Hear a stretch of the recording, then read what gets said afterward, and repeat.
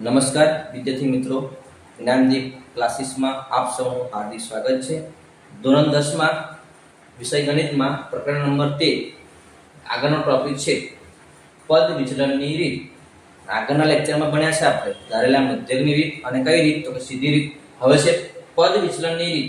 તો પહેલું તો કે પદ વિચલનની રીતનો ઉપયોગ ક્યારે થાય કે જ્યારે તેની વર્ગ લંબાઈ સમાન હોય, એટલે કે તફાવત સરખો હોય ત્યારે જ થાય. ઓકે, સૂત્ર છે મધ્યક x બાર બરાબર શું છે સૂત્ર? તો કે a વત્તા સિગ્મા fi uy છેદમાં સિગ્મા fi ગુણ્યા h. ઓકે, એને શું કહેવાય? ધારેલો મધ્યક. અને આપણે ધારવાનો ક્યાંથી છે? તો કે મધ્ય કિંમતમાંથી ધારવાનો છે. xi ને શું કહેવાય? મધ્ય કિંમત. uy બરાબર xi ઓછા a ભાગ્યા h. h ને શું કહેવાય? સમાન વર્ગ લંબાઈ, એટલે તફાવત સરખો હોવો જોઈએ વર્ગની અંદર. fi ને શું કહેવાય? આવૃત્તિ. like એક્ઝામ્પલ છે, મોસ્ટ ઇમ્પોર્ટન્ટ એક્ઝામ્પલ છે, માર્ચ 2024 માં પૂછેલો એક્ઝામ છે. માર્ચ 2024 માં પૂછેલો એક્ઝામ્પલ છે. નીચેની માહિતીનો મધ્યક શોધવાનો છે. કઈ રીત આપણને કીધી છે નહીં, પણ જ્યારે તફાવત સમાન હોય, જો અહીંયા 100 છે, પછી 150, પછી 200, પછી 250, 300, મતલબ શું થાય કે 100 ની અંદર 50 ઉમેરે તો 150, 150 માં 50 ઉમેરે તો 200, 200 માં 50 ઉમેરે તો 250, 250 માં 50 ઉમેરે તો કે 300. ના આપણને આવૃત્તિ આપેલી છે fi 4 5 12 2 2. પહેલા શું કરવાનું, જે fi આપેલા છે એનો સરવાળો કરી નાખીએ. સરવાળો શું થશે કે 12 12 ને 2 14 14 ને 2 16 16 ને 4 20 20 ને 5 25. ઓકે, હવે આપણે કોષ્ટક છે, કોષ્ટકમાં કેટલા માર્ક્સ હશે? 2 માર્ક્સ હશે. કેટલા માર્ક્સ? 2.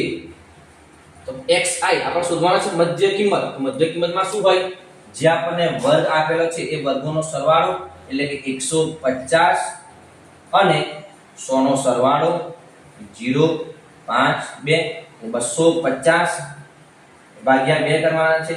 2 કા 2 0 5 2 દુ 4 1 2 5 10. કેટલા આવશે? 125. આપણે મળી ગયું 125. તો વારંવાર આવું કરવાની જરૂર છે ને. તફાવત કેવો છે? સરખો છે. તો તફાવત કેટલો છે? h. કેટલા છે h? તો 50 છે. તો આપણે લખી દઈએ તફાવત કેટલો મળે આપણને? તો કે h કેટલો છે તફાવત? h બરાબર કેટલા મળશે? 50. કેટલા મળશે h?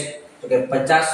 તો એવું ખબર ના પડે, આ રીતે જો શું કરવાનું છે તમારે? બાદબાકી. કોની બાદબાકી? તો કે 150 100 કેટલા વધશે?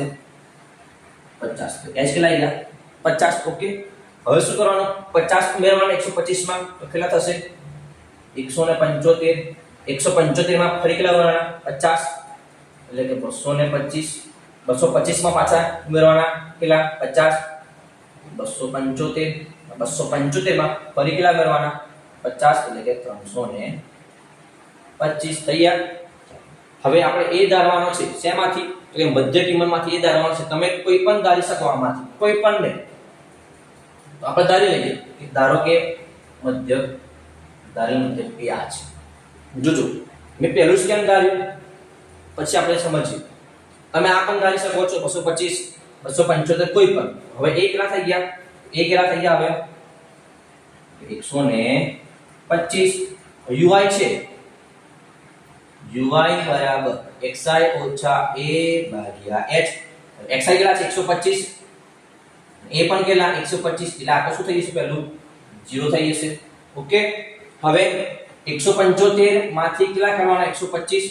તો 175 માઈનસ 125 એટલે 0 5 0 કેટલા આયા? xi ઓછા a કેટલા આયા? 50 આયા. પડે છે ખબર? શું કર્યું મેં? xi કેટલા છે? 175 ઓછા a આપણા ફિક્સ થઈ ગયા 125 ભાગ્યા h કેટલા છે? 50. 175 માંથી 125 બાદ કરીશું તો કેટલા આવશે? 50. એટલે 50 ભાગ્યા 50. 50 છોકરાઓ હોય અને 50 ચોકલેટ હોય તો કેટલી ભાગમાં આવે? એક ભાગમાં આવે. એટલે અહીંયા 1 આવશે. ઓકે, હવે તમને ખબર પડશે ધીમે ધીમે. પહેલું લેવાનું કારણ શું?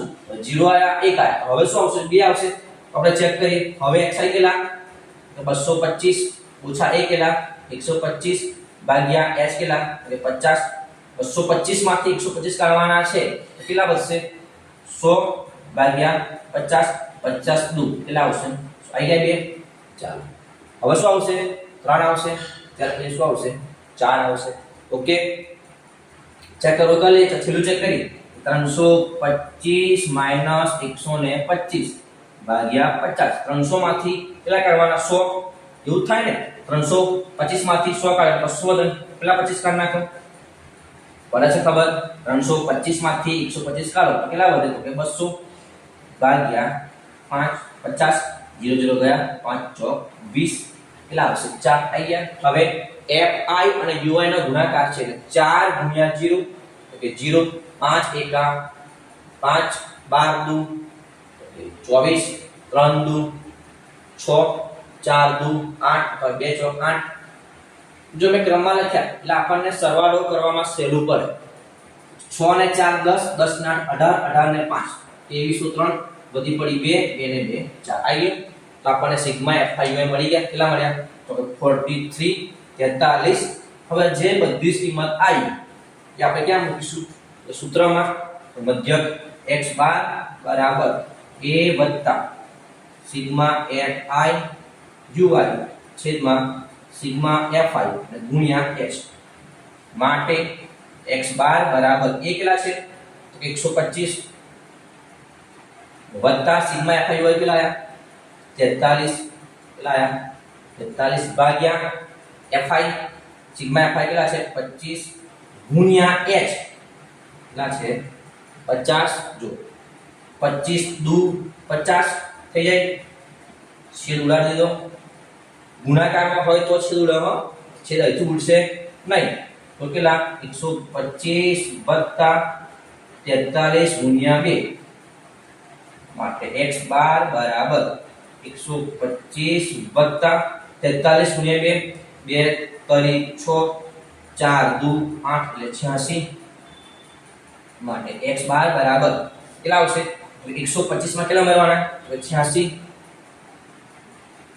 125 માં કેટલા ઉમેરવાના છે તો 86 6 ને 5 11 1 વધી પડી 1 8 ને 10 10 ને 11 1 વધી પડી 1 1 ને 1 કેટલા આવી ગયા 211 ઓકે તમારે આ રીતે જવાબ આવે તો બોક્સમાં દેવાનો છે તો આમાંથી એક માર્ક્સનો MCQ બનાવે ક્યાંથી પદ વિચલનની રીતમાં ui બરાબર ખાલી જગ્યા હોય છે તો આ ઇમ્પોર્ટન્ટ છે આ ખબર હોવી જોઈએ ઓકે